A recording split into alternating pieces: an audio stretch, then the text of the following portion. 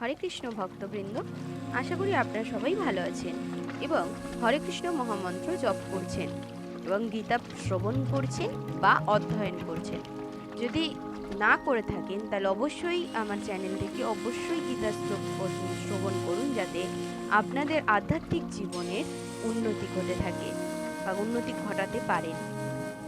তাহলে চলুন আজকে ভিডিওটি শুরু করা যাক। ওম নমো ভগবতে বাসুদেবায়। ওম নমো ভগবতে বাসুদেবায়। ওম নমো ভগবতে বাসুদেবায়।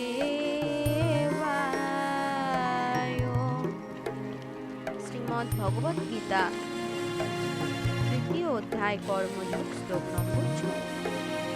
কর্মেন্দ্রিয়াণি সংযম্য আস্তে মনসা শরণ ইন্দ্রিয়ার্থং বিমূঢ়াত্মা মিথ্যাচারঃ স উচ্যতে। কর্মেন্দ্রিয়াণি, এখানে আমাদের যে পঞ্চ কর্মেন্দ্রিয় তার কথা বলা হয়েছে।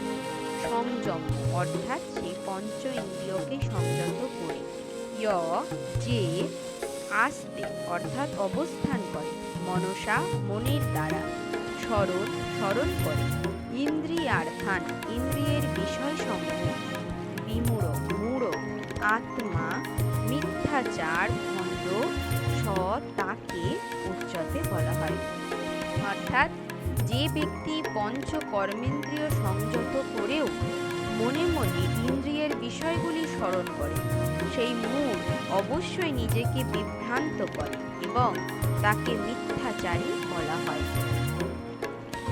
অনেক মিথ্যাচারী আছে যারা কৃষ্ণ ভাবনাময় সেবা কার্য সম্পাদন করতে অস্বীকার করে, কিন্তু ধ্যান করার ভান করে মনে মনে ইন্দ্রিয় তর্পণের চিন্তা করে। এই ধরনের ভণ্ডরা কিছু শুষ্ক দর্শনের কথাও বলতে পারে। তাদের সংস্কৃতি পরায়ণ অনুগামীদের বিভ্রান্ত করার জন্য, কিন্তু এই শ্লোক অনুসারে তারা সবচেয়ে বড় প্রতারক।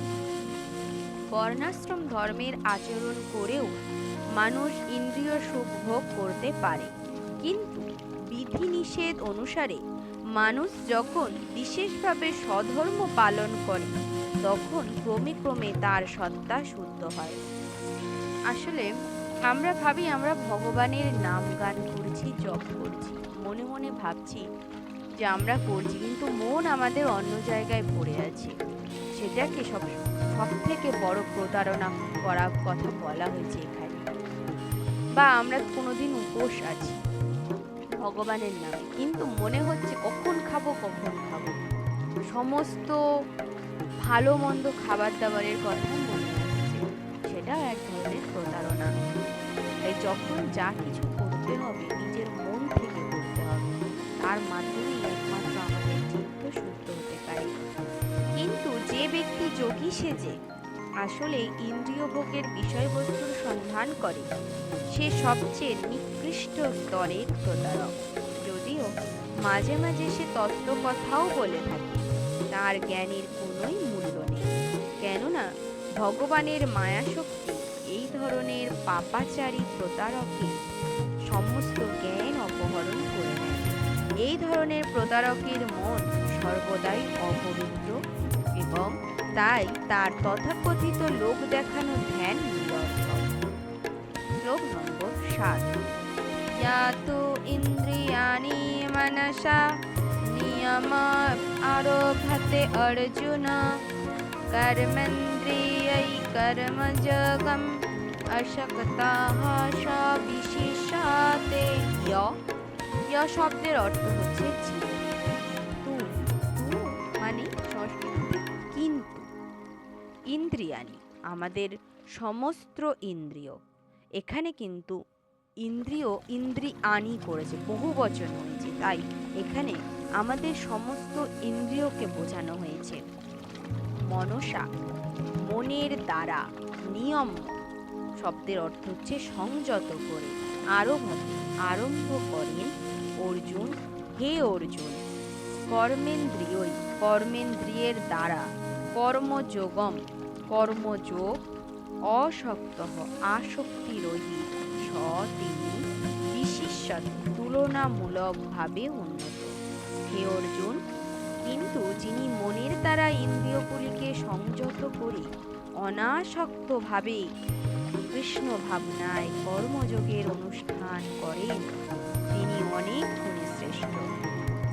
উচ্ছৃঙ্খল জীবনযাপন ও ভোগ তৃপ্তির জন্য ভণ্ড সাধুর জীবন অবলম্বন করার পরিবর্তে স্বকর্মে নিযুক্ত থেকে জীবনের প্রকৃত উদ্দেশ্য সাধন করা বহু গুণে ভালো, যা হচ্ছে জড় বন্ধন থেকে মুক্ত হয়ে ভগবানের ধামে ফিরে যাওয়া। প্রধান স্বার্থগতি অর্থাৎ জীবনের প্রকৃত স্বার্থ হচ্ছে শ্রী বিষ্ণুর শ্রীচরণারবিন্দের আশ্রয় লাভ করা। সমগ্র বর্ণাশ্রম ধর্মের পরিকাঠামো তৈরি হয়েছে আমাদের সেই চরম লক্ষ্যে পৌঁছতে সাহায্য করার জন্য।